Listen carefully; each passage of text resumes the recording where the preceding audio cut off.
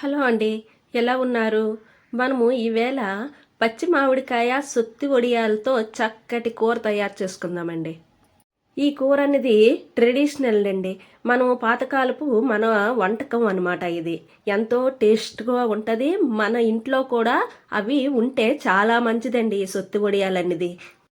కొంతమంది సంవత్సరానికి సరిపడా ఇవి పెట్టుకొని ఉంచుకుంటారండి. అంత బాగుంటాయి అన్నమాట. ఒంటికి మంచిది, ఇంటికి మంచిది. లక్ష్మీదేవికి ఎంతో ఇష్టకరమైన సొత్తి వడియాలు ఇంట్లో ఉంటే లక్ష్మీకరం అంటండి.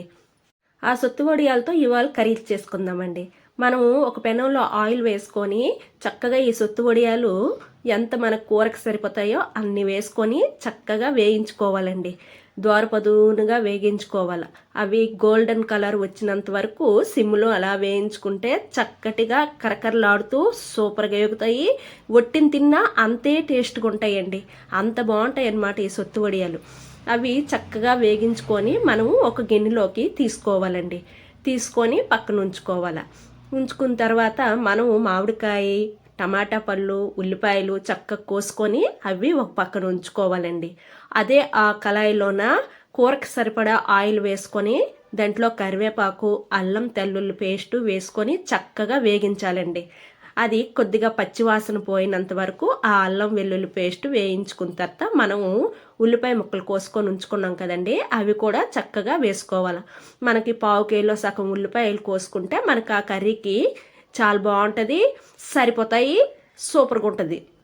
ఉల్లిపాయలు కొద్దిగా ఎక్కువ వేసుకుంటే కమ్మదనం వస్తుందండి. అందుకు కొద్దిగా గ్రేవీ కూడా మనకి కనిపిస్తుంది, కర్రీకి చాలా బాగుంటుంది. మనము అవి కొద్దిగా వేగిన తర్వాత కారం, పసుపు, గరం మసాలా, సాల్టు వేసుకొని చక్కగా వేగించుకోవాలండి. అది కొద్దిగా ఆయిల్ పైకి తేలినంత వరకు వేగించుకున్న తర్వాత మనము ఒక 4 టమాటా పళ్ళు తీసుకున్నాం కదండి, అవి చక్కగా కోసుకోవాలి. చిన్న సైజు ముక్కల్లా కోసుకుంటే వేగిపోతాయి అన్నమాట. చక్కగా అవి కూడా వేసి వేగించుకోవాలండి. ఇది కూడాను చక్కగా కుక్ అయ్యి ఆయిల్ పైకి తేలినంత వరకు వేగించాలి. ఎందుకంటే మనము వడియాల కూర కాబట్టి చక్కగా గ్రేవీ అనేది ముద్దలాగుంటేనే బాగుంటుంది, ముక్కల్లాగుంటే బాగోదు. అప్పుడు ఇవి చూడండి ఎంత చక్కగా వేగిపోయావో. చక్కగా వేగిపోయిన తర్వాత మనము వాటర్ వేసుకోవాలండి. ఒక చిన్న సైజు జగ్గుడు నీళ్ళు పడతాయండి. అవి వేసుకొని, ఎందుకంటే మామిడికాయ కుక్ అవ్వాలి, యువతలేమో వడియాలు కూడా కుక్ అవ్వాలి కాబట్టి కొద్దిగా ఎక్కువ నీళ్ళే పడతాయి.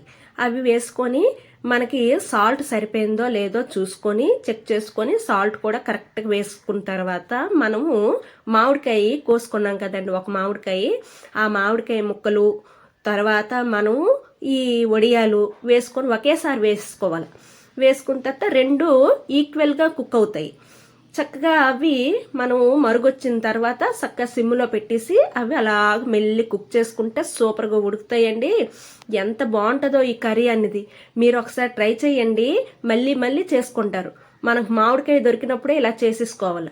దాని మీద చక్కగా కుక్ అయిన తర్వాత మనం కొత్తిమీర కొద్ది వేసుకొని మళ్ళీ కొంచెం సిమ్లో పెట్టుకొని కుక్ చేసుకుంటే సూపర్ వడియాలు పచ్చి మామిడికాయ కూర రెడీ అయిపోద్దండి. మీకు ఈ వీడియో నచ్చినట్టుగా అయితే లైక్ చేయండి, సబ్స్క్రైబ్ చేసుకోండి. Thank you.